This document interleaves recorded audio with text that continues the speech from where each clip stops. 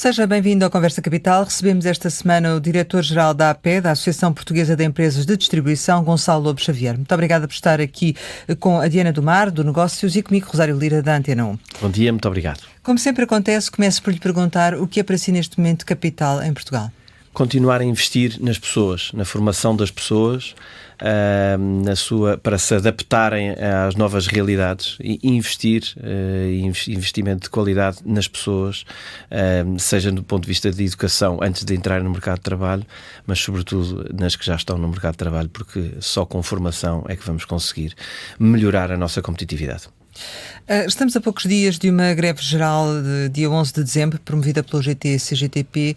Conseguem estimar qual é o impacto que esta greve vai ter no setor que representam? Bom, a verdade é que as greves, normalmente setoriais, não têm tido impacto no nosso setor. Isto é, nós temos tipicamente algumas greves por ano já previstas, essencialmente... Mas não têm tido impacto porquê? Porque as pessoas não fazem greve ou porque as entidades patronais tomam medidas para evitar esses impactos da greve? Nós achamos que podem ser duas razões. Em primeiro lugar, há um esforço das nossas empresas para acomodar as vontades e os interesses dos trabalhadores e para tornar realmente o trabalho no nosso setor mais atrativo e, portanto, promovendo uma paz social. E depois é inevitável dizer isto. Tem havido um decréscimo da atividade sindical e da sindicância em todos os sindicatos de uma forma geral. Embora seja curioso que numa das áreas essencialmente ligadas à CGTP tem havido várias cisões nos sindicatos que estão afetos ao nosso setor e têm sido criados novos sindicatos, o que demonstra também que há, enfim, alguma ebulição interna. Mas a verdade é que nós estamos sentados na mesa das negociações com ambas as plataformas, as duas plataformas e agora uma terceira que surgiu, e a verdade é que nos últimos 2 anos fizemos acordos coletivos. A contratação coletiva é essencial para nós. Fizemos 2 acordos nos últimos 2 anos com o CITES, em 2024 com um aumento de 4,5%, em 2025 de 13,8%. São aumentos que porventura podem as pessoas de fora achar que são relativamente pequenos, mas têm sido aumentos constantes, significativos e reveladores da nossa motivação para termos uma boa relação com os sindicatos. Agora nós estamos a falar de greves setoriais, dessas que acontecem com alguma regularidade, 2 ou 3 vezes no ano, mas de uma greve geral que junta as duas centrais sindicais pela primeira vez em 12 anos, não estou em erro. Neste sentido, antecipa um cenário diferente em termos de adesão, ou seja, um impacto real no setor? O impacto real poderá vir do impacto noutras áreas da atividade económica portuguesa, nomeadamente nos transportes, que aí sim poderão ter uma causa e efeito e uma mobilização maior das pessoas. Enfim, não temos qualquer dúvida que vai haver perturbações nos transportes e em outras áreas de serviços, e isso poderá influenciar o nosso setor. Mas enquanto representantes do setor, enquanto sindicância ligada aos principais sindicatos afetos ao setor, nós esperamos o que tem acontecido nas greves setoriais. Uma perturbação bastante reduzida e que nós tentaremos, com equilíbrio e com moderação, respeitando naturalmente o direito à greve, mitigar para que os consumidores não sintam o impacto que normalmente uma greve desta dimensão poderá eventualmente ter, mas respondendo objetivamente, não esperamos uma perturbação significativa no setor em geral. Ainda assim, esta é uma greve com uma natureza diferente, ou seja, aquilo que nos referiu foram realmente negociações no sentido dos aumentos salariais.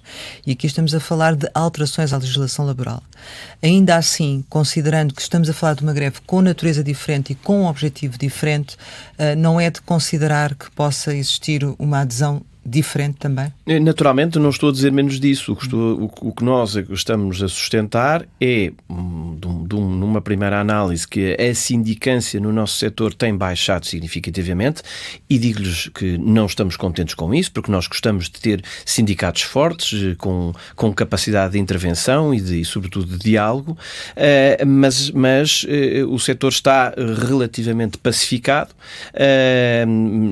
Temos tido um bom relacionamento com os trabalhadores. Estes dois acordos dos últimos 2 anos, o terceiro em 4 anos, é revelador também deste empenho. É natural, como disse, que haja algum impacto, mas não estamos a estimar nem fechos de lojas, nem perturbações de maior que possam pôr em causa o normal funcionamento das atividades. É evidente que vamos ter que acomodar esse direito, mas, repito, não estamos à espera de um impacto significativo. Ainda assim, relativamente àquilo que é a negociação com os sindicatos, a verdade é que esta legislação, estas alterações da legislação, a avançarem tal como estão, poderão levar da parte dos patrões a uma denúncia dos próprios acordos coletivos que existem, por vir a ser mais favorável do que aquilo que está negociado?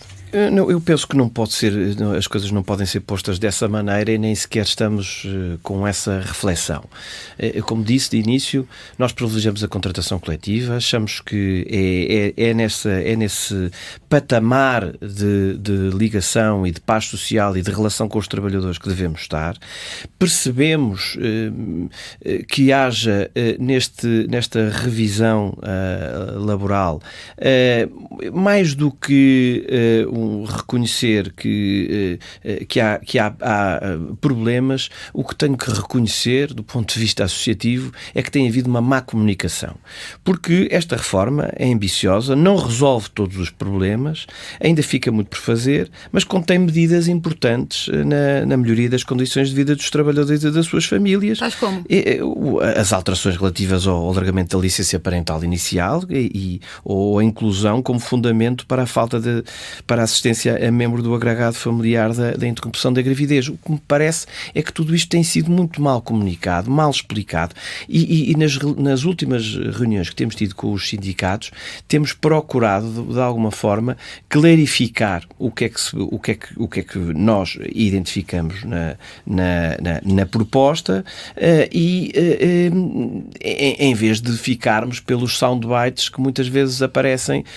Então consideram que é uma boa proposta? Sim, olha, em particular para a atividade do retalho, as alterações à contratação de trabalhadores estudantes em período de férias são positivas, porque repare, nós temos que, de facto, de uma vez por todas, olhar para o mercado de forma diferente do que ele era há 20 ou 30 anos. E isto não implica perda de direitos para os trabalhadores, implica um olhar diferente e uma abertura para novas possibilidades, novos mundos. Esta questão dos trabalhadores estudantes, os estudantes não pode ser vista como uma necessidade, coitados dos trabalhadores, dos estudantes têm que socorrer destas atividades para financiar a sua vida. Bom, isto não pode ser visto dessa maneira. Tem que ser visto como oportunidades de crescimento para ambos, porque quanto mais jovens temos a entrar no mercado de trabalho e a ter uma primeira experiência, melhor, achamos que melhora a competitividade. Nós temos, de facto, no nosso setor, entre os 18 e os 29 anos, para terem uma ideia, cerca de 52 mil trabalhadores jovens, e com um aumento de 12% nos últimos 5 anos. Isto divide-se muito entre o retalho alimentar, 67%, e 33% no retalho especializado. Ora, isto significa que os jovens olham para o nosso setor como um setor de entrada de oportunidades, de poderem compor o seu orçamento. E isto não pode ser visto como algo negativo. Na maioria dos países é isto que acontece, terem contacto de trabalho, contacto com o mundo do trabalho numa altura importante das suas vidas e 1/3 dos trabalhadores do setor é jovem e é uma porta de entrada para o mercado de trabalho. Certo. Então não vê razão de ser nesta greve? Não.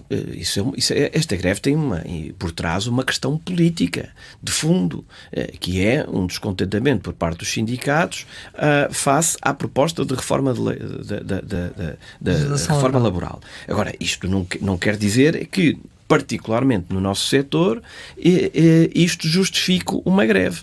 Portanto, a adesão à greve, repito, é legítima, é um instrumento que está disponível e que os sindicatos devem utilizar, mas tem um pendor político muito, muito superior à realidade dos problemas específicos do nosso setor. E o pacote da reforma laboral não tem? O pacote da reforma laboral, repito, é uma reforma ambiciosa. Mas não é ideológico? Eu diria que realmente, dito assim, temos 100 artigos a serem alterados.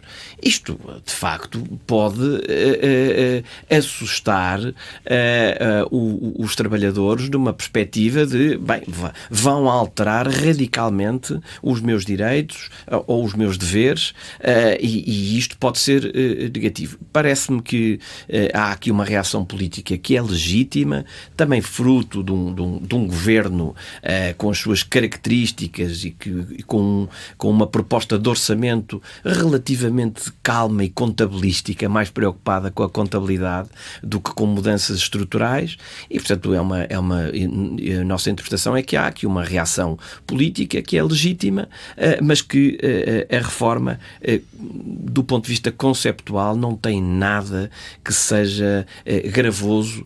O que tem é, do nosso ponto de vista também, alguma má comunicação e alguma falta de habilidade para explicar ao público em geral, e que tem sido aproveitada de alguma maneira pelos sindicatos para fazerem valer os seus pontos de vista. Nessas negociações que estão a decorrer com os sindicatos, estão a colocar em cima da mesa já os aumentos para 2026? Sim, é nisso que estamos focados a discutir.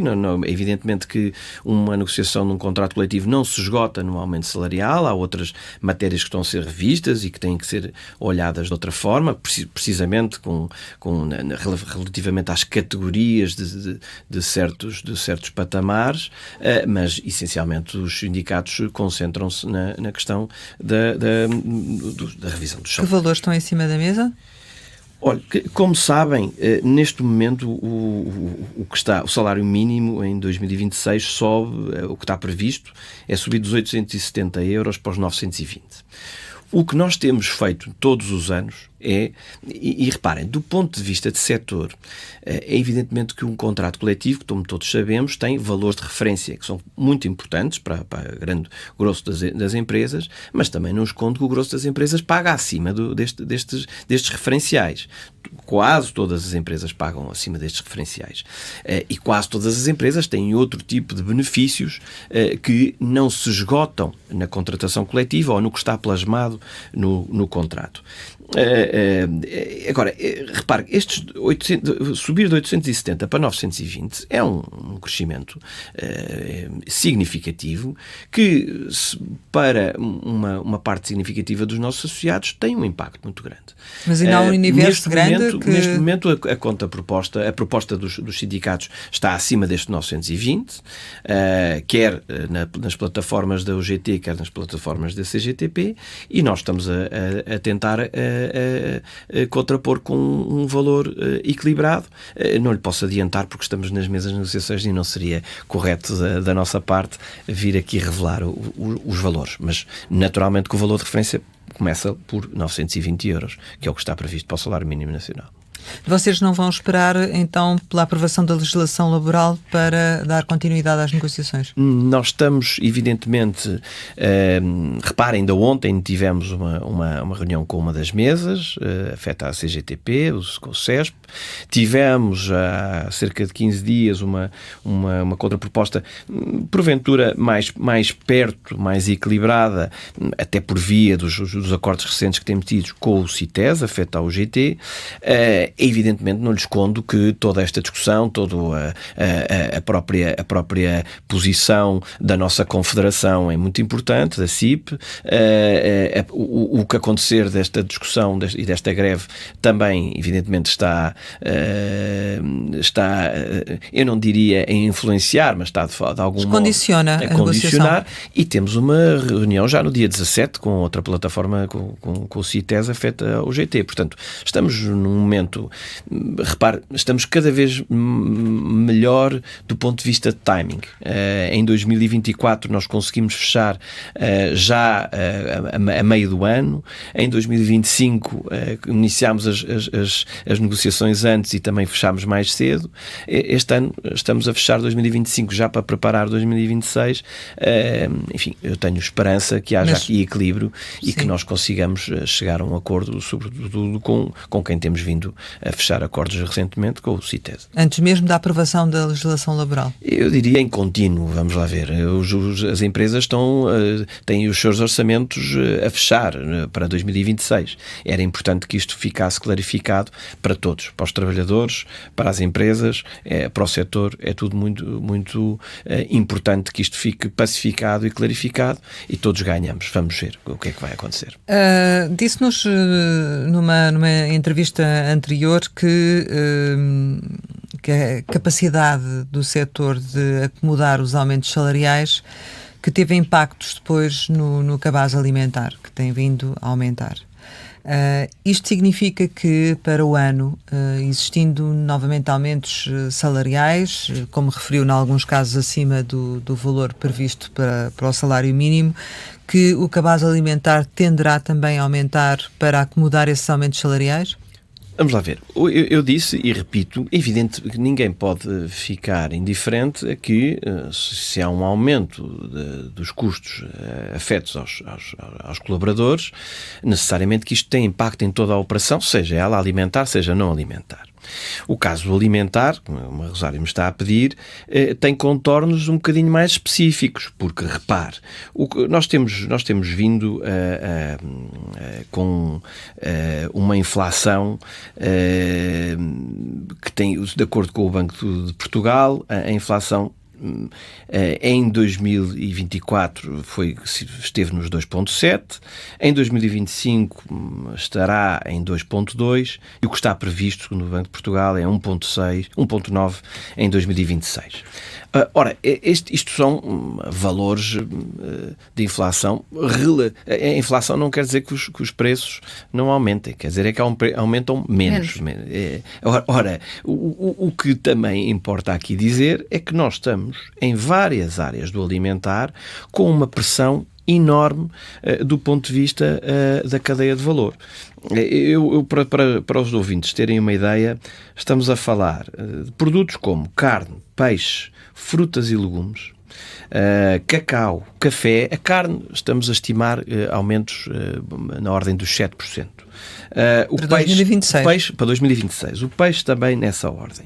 Isto resulta de quê? Não resulta necessariamente, respondendo objetivamente à sua pergunta, não resulta necessariamente do aumento dos salários, nem dos custos associados aos colaboradores.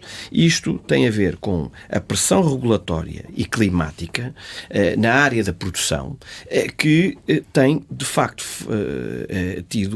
tem um impacto nas rações, na alimentação dos animais, na própria gestão da água, no aumento da procura por parte dos consumidores por proteínas.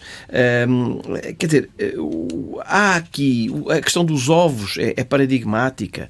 Há aqui, enquanto temos alguns produtos que já subiram na ordem dos 16%, por exemplo, o azeite nos últimos 2 anos, agora está em deflação. O que está previsto é que passe para os 14%, deixa 14%. Portanto, há aqui uma flutuação muito grande no mercado que está muito sensível a estas alterações, está muito sensível aos choques entre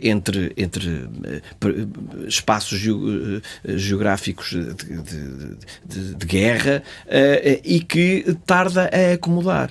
Portanto, não é apenas a questão do aumento dos salários que vai implicar um aumento do custo do cabaz alimentar.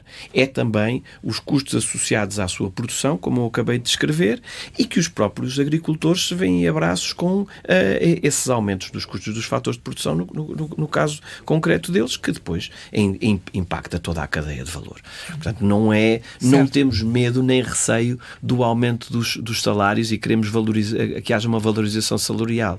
E não é por aí, não vai ser essa sequer a muleta para dizer o que o cabaz está a aumentar. Foi no passado e disse-o aqui, portanto, pelos vistos em 2026 será diferente. Mas agora temos este fator acrescido que é muito portanto, relevante. Feitas as contas, o cabaz vai aumentar necessariamente em 2026? Julgamos que sim, é inevitável. Nesse aumento... Não sei se é possível ou se já olharam para esses números. É possível, falando dos fatores de produção, olhar para a energia e para o fim do desconto do ISP, que impacto é que pode ter na distribuição? Nós ainda não o conseguimos estimar, porque tudo isso é muito recente. Agora, necessariamente que os nossos colegas da área do transporte de mercadorias vão passar quer essa eficiência, quer algumas ineficiências para os contratos que temos assinados. O que nos parece importante aqui é a velha discussão. O retalho alimentar é um negócio de volume, de eficiência, de capacidade de resposta e de gestão muito cuidada para haver e altamente competitivo. Neste momento Já não é?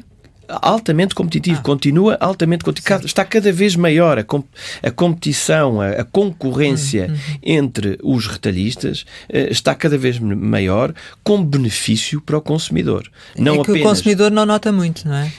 Eu não diria isso. Não. Eu não diria isso. Eu acho que o consumidor, aliás, o comportamento do consumidor mostra que o consumidor está muito atento. Há uma cada vez menor fidelização aos retalhistas. Há uma procura pelos melhores negócios. E o cliente que oferece melhores negócios beneficia e o consumidor desde logo beneficia, mas o cliente beneficia de poder ter uma liberdade de escolha em que vai buscar o melhor de vários mundos do panorama do retalho alimentar. Isto tem sido, sobretudo, nota-se na cada vez menor fidelização a cada um dos retalhistas. E em relação às margens de lucro? As margens, todas, eu nunca me canso de explicar. Ao ser um negócio de volume, de muita venda, de muitos produtos, é um negócio de margens muito baixas, na ordem dos 2-3%. Compara, por exemplo, com 15% ou 20% na indústria ou noutros setores. E isso não está mal, é esta a realidade. E isto está plasmado em todos os relatórios de contas das empresas que são públicos. E, portanto, falar o que nós falamos muito é que esta concorrência tem levado a um cada vez maior esmagamento das margens para poder acomodar e manter clientes e mantê-los fiéis. Ora, isto é muito positivo para os consumidores. Mas ainda assim, portanto, esses 2-3% mantêm-se, o que significa que estes aumentos têm vindo a ser acomodados nessas margens, elas têm tendencialmente reduzido, ou como é que tem sido o processo? Sim. Há uma imputação também de uma parte no consumidor final, não é? Há evidentemente que nós estamos aqui para criar riqueza, para ter negócios sustentáveis, para reinvestir os lucros em formação, em infraestruturas, em energia limpa. Tudo isso está a acontecer e, mais uma vez, está plasmado nos diversos relatórios e contas das empresas, estejam cotadas ou não. E, sobretudo, na área da sustentabilidade, essa é uma questão primordial. O que tem havido é um esforço para baixar as margens e para acomodar estes aumentos, e isso obriga a mais eficiência, a mais logística, a uma gestão de estoques muito mais cuidada, a um combate ao desperdício e a uma promoção da eficiência em toda a cadeia de valor, e isso tem-se notado. Agora, sim, as margens são estas, entre 2% e 3%, às vezes até menos. No retalho alimentar, saíram relativamente há pouco tempo, há uns dias, os dados do INE relativamente ao ano passado, às unidades de grande dimensão. Um dos dados que se extrai é o crescente aumento do peso da marca própria, portanto já representa 47% do volume-valor das vendas do retalho alimentar. Isto significa, na relação da distribuição, como por exemplo com as marcas de fabricante, que há menos espaço na prateleira para as marcas de fabricante. Sabe que eu estou muito à vontade. Com as marcas próprias a crescer, sim. Não cabem todos lá, não é? Eu estou muito à vontade com essa discussão. Até recentemente, há cerca de uma semana, estive no Congresso da Concorrência ali do ICC, organizado pelo ICC, na Câmara de Comércio de Lisboa, e tivemos uma discussão interessantíssima com marcas de fabricante, com juristas, com pessoas ligadas à autoridade determinada concorrência, com os nossos colegas das marcas de fabricante, e a discussão para nós é muito clara. Não há qualquer estratégia de agora querer retirar dos lineares as marcas de fabricante. O que há é, de facto, e desculpem, o consumidor hoje o consumidor é avisado, inteligente, toma decisões conscientes e toma decisões em função do seu orçamento. O investimento que tem havido nas marcas próprias dos nossos retalhistas, quer nos chamados retalhistas normais, quer nos chamados de hard discount, onde aí a marca própria tem um preço muito significativo e está demonstrado que também tem a cota desses retalhistas tem aumentado.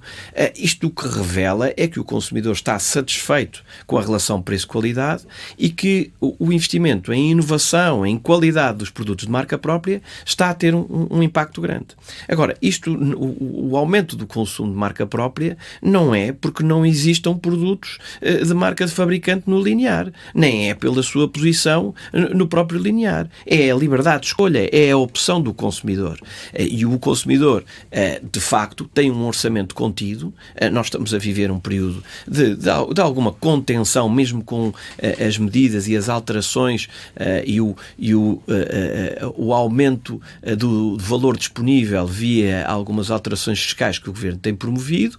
A verdade é que o consumidor tem que gerir o seu orçamento e tem procurado os melhores negócios. A verdade é que também, sempre que há um rendimento disponível maior por parte do consumidor, há um pequeno desvio, nota-se um pequeno desvio para a marca de fabricante. Portanto, isto não quer dizer nem que a marca de fabricante esteja pior, não quer dizer seguramente que a marca de retalhista, a marca própria, está a entrar na competição pela sua qualidade, pelo seu valor, pelo seu equilíbrio. E isto é o mercado a funcionar. Referiu a questão do consumo e estamos numa época particularmente consumista que é o Natal. Qual é que é a expectativa do setor nas diferentes áreas para este Natal? Olha, os dados recentes, e não é possível separar o Natal das campanhas do Black Friday e das campanhas que estão associadas a uma atividade promocional. A verdade é que, sobretudo no retalho especializado, na área do consumo de eletrónica, do pequeno eletrodoméstico e do eletrodoméstico de grandes dimensões, tem havido uns sinais muito interessantes, com crescimentos na ordem dos 10%, segundo o que nós temos apurado junto dos nossos retalhistas. A área têxtil é uma área que está a passar por um momento de enorme indefinição. As pessoas estão tendencialmente a ser mais cuidadosas e a investir menos no vestuário, no calçado e no vestuário. Isso é uma questão que nos preocupa. Admitimos que possa ter também aqui um impacto com as plataformas internacionais e com os marketplaces, que eu acho que é um tema cada vez mais sensível e que tem que ser olhado do ponto de vista europeu com muita cautela, mas a verdade é que, em termos de consumo, estamos em linha com os anos anteriores, se não um bocadinho acima. E no alimentar? No alimentar também se mantém níveis iguais aos do ano passado, talvez aqui e ali com alguns segmentos a ter um comportamento um bocadinho diferente. Diferente, mas positivo, é isso? Positivo. Sim. Em termos de valor, não em termos de volume.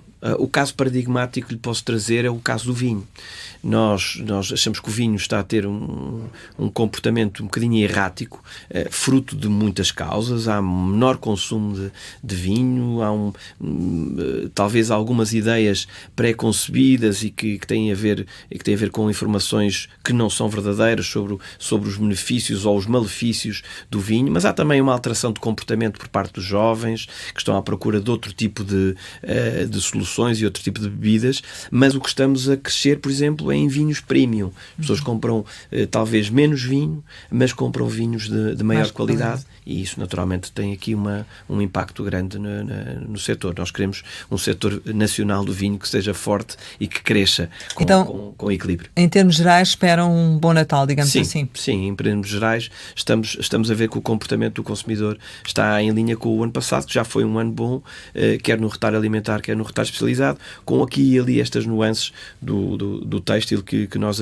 queremos promover e queremos ajudar numa lógica de valorização da indústria nacional e do que é nacional, por oposição a algum exagero do que está a vir da Ásia, com a entrada massiva de produtos de baixa qualidade que nem sequer muitas vezes cumprem os requisitos de segurança, os requisitos fundamentais para a Europa, mas que entram via plataformas internacionais e que nós temos que olhar com muita atenção, quer do ponto de vista regulatório, quer do ponto de vista da sensibilização para a promoção do que é nacional e do que é europeu. Sendo assim, também o ano vai acabar positivamente, em valores superiores ao de 24? É cedo para dizer isso, mas é pelo menos em linha, está ligeiramente acima, mas em linha com 2020 e 25, 24, aliás. Temos um orçamento para 26 que assenta muito no consumo. Isso são boas notícias para o setor?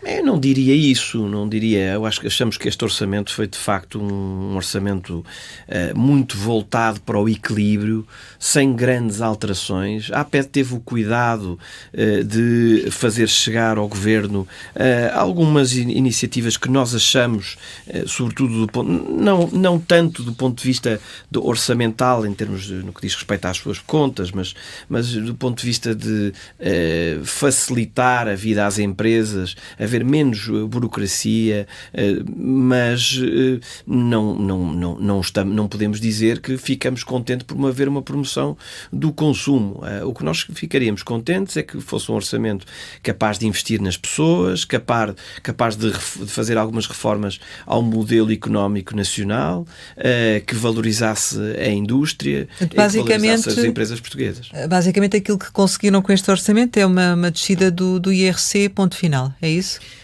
Sim, do ponto de vista de setor, nós tínhamos até 10 medidas que foram propostas. E alguma dessas foi contemplada? Não. Nenhuma dessas medidas. E estamos a falar de coisas tão simples como uma alteração à lei dos cartões de refeição.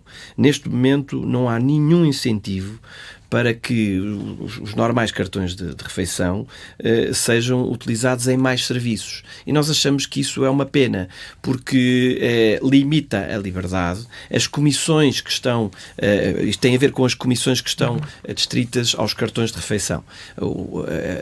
Tipicamente, os cartões de refeição são usados em algumas áreas de negócio e, portanto, isto nem nos impacta a nós. É uma questão também de liberdade de escolha. E há muitos retalhistas e há muitas áreas de negócio que não aceitam os pagamentos dos cartões de refeição porque as FIIs que estão associadas à gestão desses cartões são muito superiores aos cartões bancários normais. Ora, nós achamos que isso é uma disrupção do mercado, tem a ver apenas com uma questão de redação de uma lei que foi mal feita há uns anos. Estávamos com esperança que isso... vimos alguns grupos parlamentares sensíveis a essa alteração que desconheciam, e isto era uma medida que não tinha impacto no orçamento, mas que deveria estar inscrita no orçamento. Isso e uma matéria que nós não entendemos, as faturas, a aceitação generalizada das faturas em PDF. Neste momento o que existe é um despacho que é revogado, que é renovado todos os anos e que este ano até foi incluído no Orçamento de Estado, e não há razão nenhuma, desde a pandemia, que isto é uma medida de facilitação, de desburocratização, até ambiental, e que nós não vemos que ela esteja... temos de estar todos os anos a lutar para que isto seja renovado, quando isto podia passar a lei e acabava-se com o tema e havia essa previsibilidade até nos próprios sistemas informáticos para para os retalhistas isto seria importante. Relativamente à taxa de segurança alimentar mais, como é que está esse processo? Há negociação para vir a terminar ou não? Não. Nós também fazia parte do nosso caderno de encargos das tais 10 medidas que nós sugerimos. Esta revogação da taxa de segurança alimentar mais, que nós continuamos a esta altura sem saber se a gênese da sua criação tinha como objetivo financiar especificamente os matadouros e outras infraestruturas que têm a ver com o bem-estar animal. E até hoje não há nenhum governo que nos diga que o valor que está a ser cobrado está a ser utilizado para esse fim. Portanto, nós achamos que não só é inconstitucional, como achamos que é desprovida de contrapartida direta em função daquilo que nos sempre disseram para a qual ela foi criada. Tem uma ideia de quanto é que já foi pago? São milhares de milhões de euros. Não tenho o número. Mas este ano será de quanto? Tem ideia? Não tenho essa ideia. Tem a ver em função dos metros quadrados dos nossos operadores. E, de facto, devia ter esse valor na cabeça, mas não tenho. Para este ano a taxa estava fixada nos 7 euros. Para o ano? Continua na mesma. Foi mantida. E 26 será 7 euros também? Será. Já está. Não tem sido alterada. Aliás, não tem sido alterada há muitos anos. Uhum.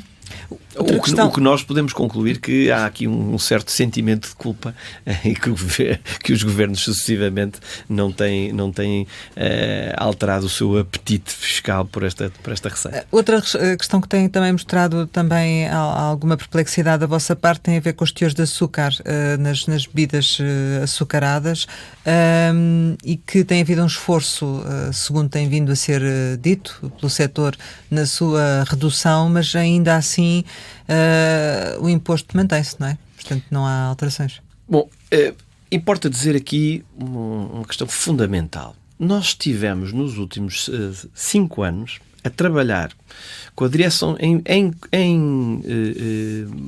estreita colaboração com a Direção-Geral de Saúde, com a indústria, no caso concreto com a FIPA, para, juntamente com o retalho, com os retalhistas, conseguirmos baixas significativas de açúcar, sal, num número muito abrangente de categorias de produtos. Isto foi a chamada EIPAS, a Estratégia para a Redução de Sal. E foi publicado agora o relatório. E que o relatório foi publicado em julho e que foram atingidos todos os objetivos que nos foram propostos pela Direção-Geral de Saúde.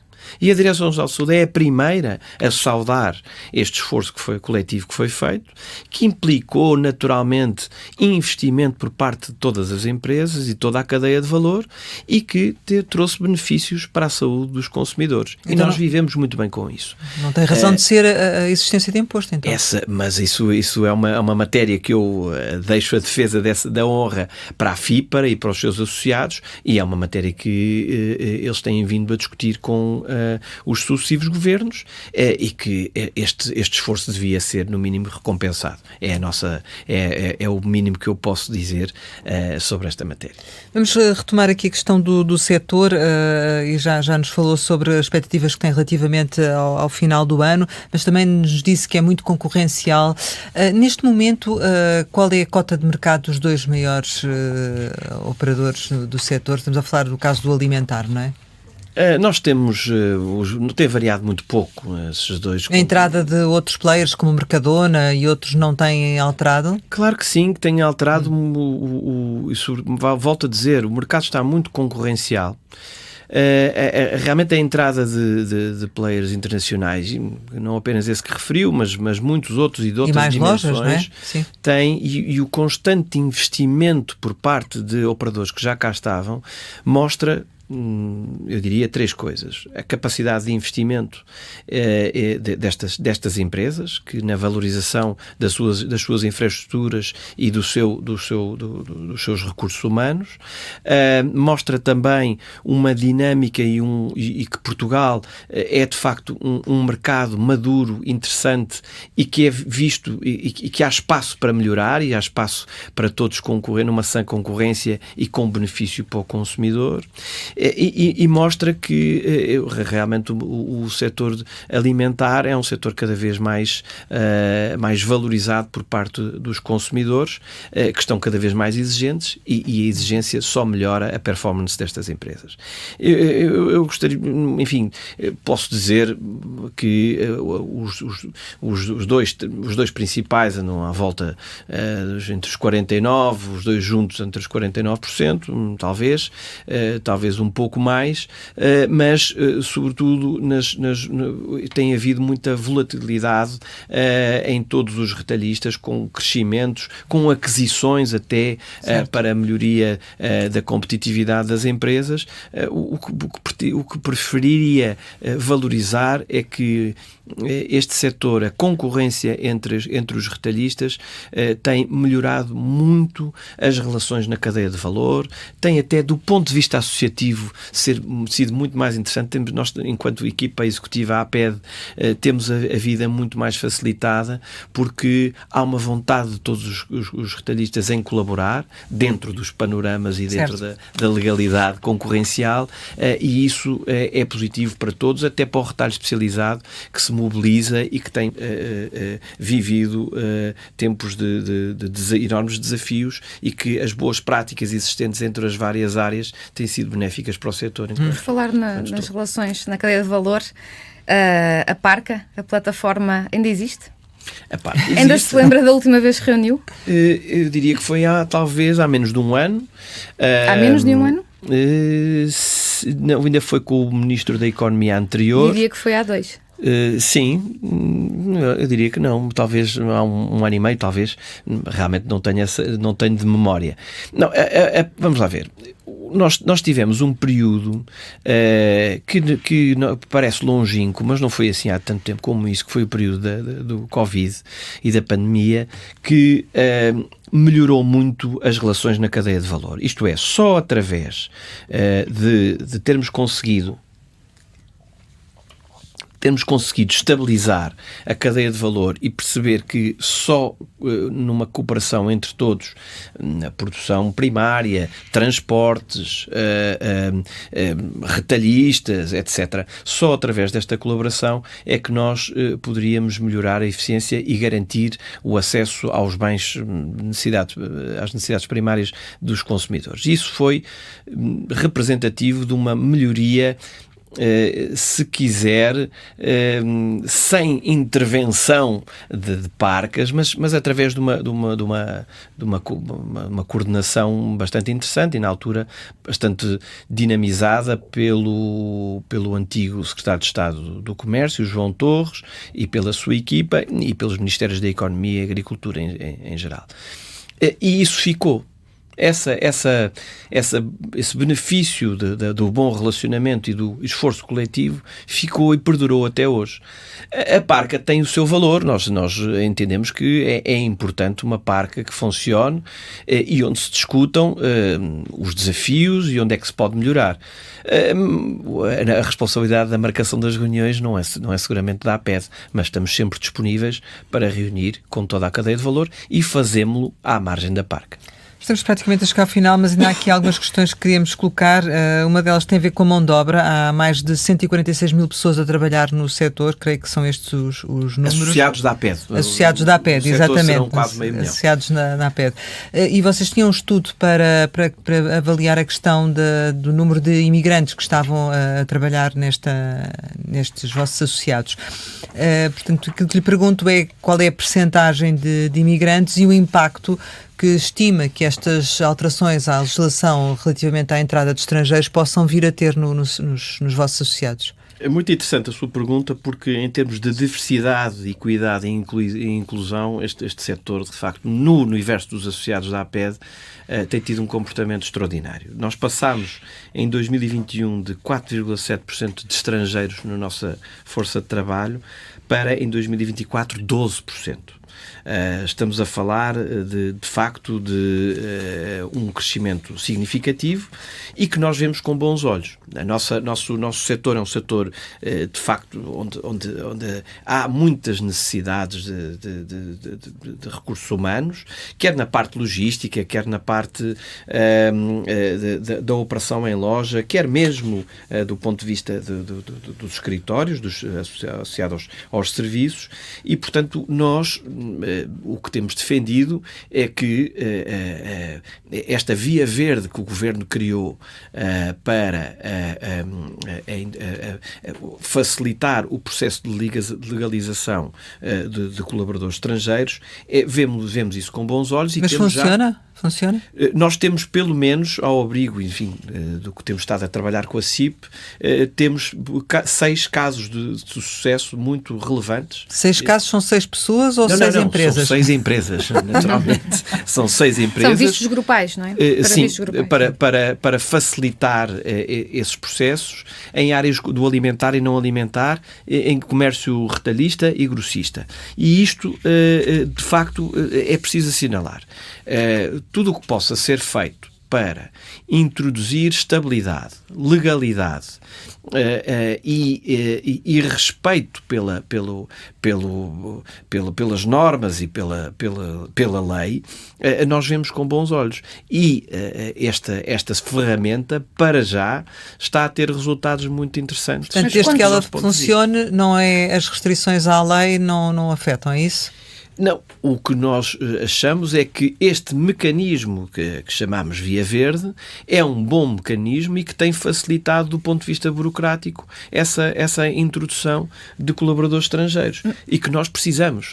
Vamos lá ver, é que fique claro, nós estamos numa altura de muitas mudanças, de muitos desafios para os recursos humanos e para a força de trabalho, para a atratividade para o nosso setor, mas como para outro setor da economia, para qualquer outro setor da economia, e estes cidadãos que querem viver em Portugal, trabalhar em Portugal e querem cumprir as normas para trabalhar em Portugal, no nosso setor, ter esta forma de entrada mais facilitada e menos burocratizada é bom para todos. Mas estes 6 casos, estas 6 empresas, redundam em quantos pedidos de trabalhadores? Estamos a falar em perto de 2-3 mil trabalhadores, para já. E estes 3 mil trabalhadores têm já visto aprovado ou estão em fase de processo? Está em todo o processo. Repare, estão pedidos. Houve uma alteração importante que, em termos de timings,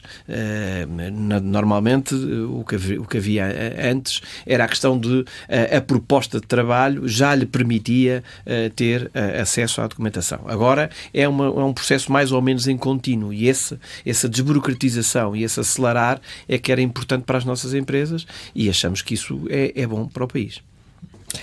No próximo ano começa a funcionar o sistema de depósito e reembolso. O retalho está preparado para isto? Isto tem sido um desafio enorme. Nós, como sabem, enquanto APED, há 2 anos, através de um financiamento do Fundo Ambiental e contando com a colaboração da APM ProBé, portanto, os embaladores, tivemos uma experiência em 23 espaços comerciais em todo o país, que nos deu uma lição muito boa de como é que seria o comportamento do consumidor para este estímulo de reciclar e de recuperar garrafas de plástico e de as introduzir num sistema que premiasse o bom comportamento dos consumidores. Nós preparámos-nos, estamos, de facto, eu queria que as pessoas percebessem que estamos a falar de milhões de euros de investimento por parte de toda a cadeia de valor, e estamos preparados para, em abril, isto seja uma realidade. Houve aqui atrasos que não podem ser imputados nem ao retalho nem aos embaladores, tem a ver com a própria dinâmica da legislação, mas já temos o investimento feito, as máquinas estão prontas, estão a ser alteradas do ponto de vista de infraestrutura os espaços que vão acomodar estas máquinas. Eu acho que vai ser um grande desafio, mas também vai ser um grande momento para o país que, para cumprir a legislação e para ajudar a cumprir metas de reciclagem, vai ter aqui um sistema de depósito e reembolso eficiente, do melhor que se faz na Europa e que concorre com o que melhor se faz no mundo. O retalho vai dar, e os embaladores e as indústrias vão dar um bom exemplo da sua capacidade e da mobilização para o bem comum. Uma pergunta muito prática na questão do SDR. Um consumidor vai passar a pagar um valor automaticamente assim que comprar uma garrafa de água, que ser-lhe-á devolvido na hora da entrega. Se ele não a devolver, para quem fica o valor pago pela garrafa? Olha, é uma pergunta que vai ter que fazer ao SDR de Portugal, à estrutura, à entidade gestora. Essa não é uma matéria que o retalho, enfim, naturalmente que vamos participar e que estamos dentro desses fluxos todos, mas é uma matéria que vai ser anunciada. Aliás, vamos ter brevemente vários anúncios e várias informações da responsabilidade do SDR Portugal, e é uma matéria que vai ser esclarecida.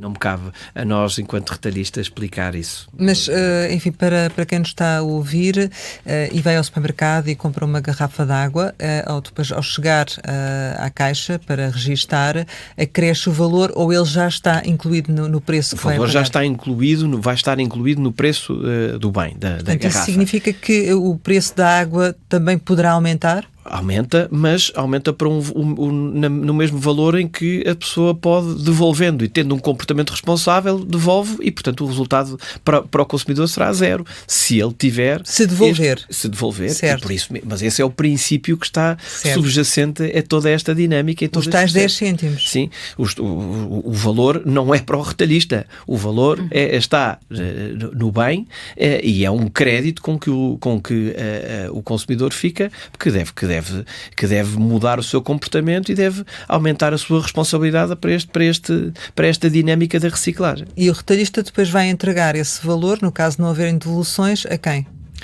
Repito, todas essas dinâmicas a entidade gestora... Vocês ainda não sabem? Eu não estou esclarecido sobre isso, porque tudo isso está a ser anunciado agora. E não tenho... Quer dizer, eu tenho a obrigação de saber muitas coisas, mas a verdade é que esse fluxo financeiro eu não tenho ainda conhecimento, porque ele vai estar a ser agora anunciado, vai ser anunciado pelo próprio SDR para justificar esse comportamento. Uma coisa lhe garanto. Justificar o aumento, não é? O aumento que não é, em bom rigor, não é um aumento. É a introdução de um valor que o consumidor vai poder recuperar tendo o seu comportamento responsável. Mas é um aumento. No momento em que passar o produto pela caixa, a pessoa vai sentir... Vai pagar mais 10 cêntimos. Exato. Precisa estar informada. Mas vai saber que vai ficar com eu diria que vai ficar com um crédito de 10 cêntimos. Exato. Vocês, em paralelo, a Agência para o Clima e a APED vão desenvolver também um projeto piloto para encontrar soluções para aumentar a devolução da reciclagem nos produtos têxteis. Como é que isso vai funcionar? Nós estamos o projeto começou, é um projeto piloto, não nos mesmos moldes do projeto anterior que falámos, naturalmente que devolver garrafas de plástico não é a mesma coisa que devolver peças de vestuário. E digo-lhes que está toda a Europa, de uma forma geral, à procura de uma solução inovadora. Eu queria dizer o seguinte: isto implica estudo, e é nessa fase que estamos. O projeto arrancou agora, no princípio de outubro, e terá a duração de um ano. E o nosso objetivo é, precisamente, por um lado, estudar soluções e, por outro, ter, no decorrer do primeiro trimestre, já soluções específicas em operadores específicos na Grande Lisboa e na Grande no Grande Porto. Temos que começar com experiências mais pequenas, diria que vamos ter 4 a 5 em Lisboa e 4 a 5 no Porto. Estamos na fase da escolha dos retalhistas, que é uma questão voluntária, são os retalhistas que têm interesse e que vêm ter connosco, e estamos a estudar com uma consultora e com os vários stakeholders do mercado soluções que sejam eficientes. Ora, repare, o que acontece é que, em primeiro lugar, não é apenas a devolução por parte do consumidor, porque isto, do ponto de vista logístico, é muito complexo. É também perceber que tecnologias é que existem para depois tratar esses resíduos têxteis. Aqui estamos a falar de uma promoção da economia circular, em primeiro lugar, mas também uma promoção da eficiência na captação dos resíduos têxteis, que depois têm muitas especificidades que uma garrafa de plástico não tem.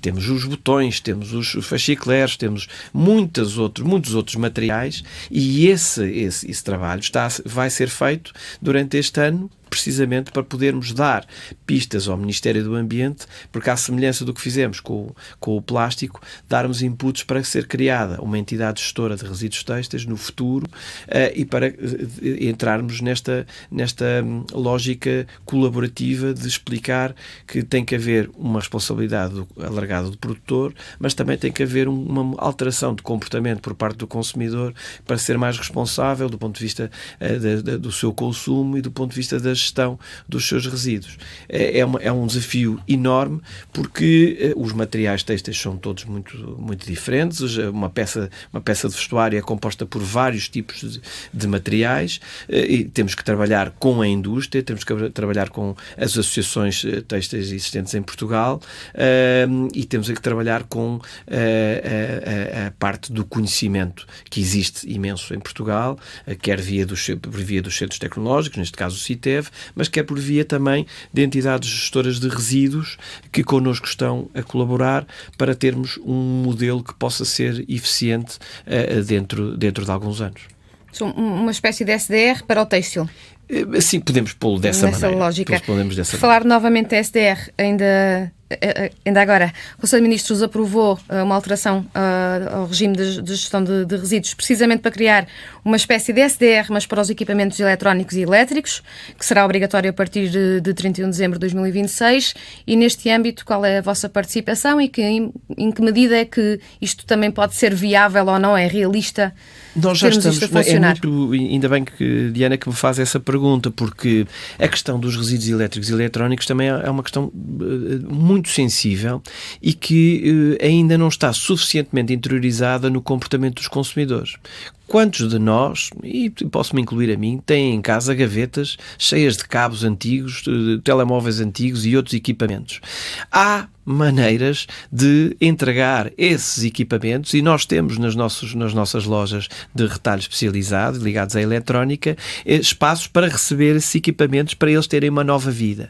E há também entidades gestoras que estão afincadamente a trabalhar nesse desígnio. Julgamos que esta alteração legislativa nos foi comunicada recentemente por parte do Secretário de Estado do Ambiente, parece-nos que é muito relevante e vai permitir que o consumidor veja valorizada a sua participação também neste desígnio de reciclagem de resíduos e equipamentos elétricos e eletrónicos. Aproveito para dizer que nós, a APED, para além dos nossos retalhistas estarem neste movimento e estarem em loja preparados para receber estes equipamentos e os encaminhar para as entidades gestoras que lhes dão um fim de valorização, para além da valorização ambiental, valorização económica, nós estamos também, preparem-se, porque vamos ter uma campanha massiva logo a seguir ao Ano Novo, com uma das entidades gestoras, em colaboração direta com uma das entidades gestoras, a ERP neste caso, que para sensibilizar os consumidores com uma campanha nos social media, dentro das nossas lojas, muito possivelmente com rádio e interatividade e outros formatos. Para quê? Para explicar às pessoas, logo a seguir ao Natal, numa altura em que receberam muitos presentes e onde poderá potenciar o aumento de resíduos elétricos, eletrónicos, equipamentos elétricos e eletrónicos em casa, vamos lançar uma campanha para as pessoas terem um comportamento mais responsável e encaminharem estes resíduos para onde eles devem ser encaminhados. Uma provocação. Poderia ser viável a devolução do valor que é pago pelo saco de plástico nas grandes superfícies ou não? É uma matéria que nós não temos estudado. Em relação aos sacos de plástico, nós temos feito uma evolução muito grande.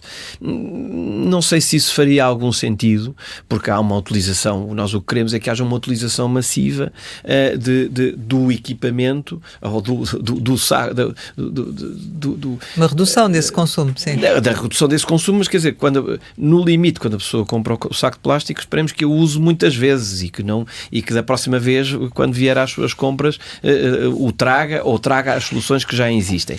A verdade é que tem sido um caminho de sucesso a utilização de sacos reutilizáveis. E mesmo naquelas áreas dos sacos muito leves, que também aqui há uns tempos foram alvo de muita atenção e de uma hipotética taxação. Felizmente este governo não avançou por esse caminho e o que tem aparecido são soluções muito equilibradas e cada vez mais interessantes do ponto de vista económico para o consumidor, de sacos reutilizáveis. Aliás, a semana passada fizemos uma ação junto da Ministra da Sra. Ministra do Ambiente, para esclarecer sobre o que é que já existe no mercado em todos os operadores do retalho alimentar, com soluções alternativas, em materiais mais amigáveis e mais duráveis para incentivar a diminuição do consumo de sacos de plástico muito leves e, por maioria de razão, de sacos de plástico normais. Chegamos ao final e, como habitualmente, lançamos algumas palavras para uma resposta rápida. A primeira é Gonçalo Cristóvão, Aranha da Gama Lobo Xavier. É o meu nome, muito me orgulho. O Gonçalo Cristóvão é um nome que está na família há muitas gerações e que vai perdurar. 4 de Abril de 1972. O dia em que eu nasci e com tudo de bom e de mau que isso significa, atendendo, acho que eu não ligo nada aos signos. Universidade do Minho. Uma excelente escola onde estou a voltar agora e que muito me orgulha. Ordem Soberana dos Cavaleiros de Santo Urbano e São Vicente. Isso foi uma bondade e uma generosidade que o setor dos vinhos do Dão me quis dar e também que muito me orgulha. ASAI. Indispensável para o bom funcionamento da economia e de todo o setor. Candidato presidencial. A escolha é sua. SNS. Importantíssimo em dificuldades. TAP. Uma companhia que utilizo todas as semanas. Vasco, António e Bernardo. Os meus queridos irmãos e falta a Rita. Rosário e Salvador.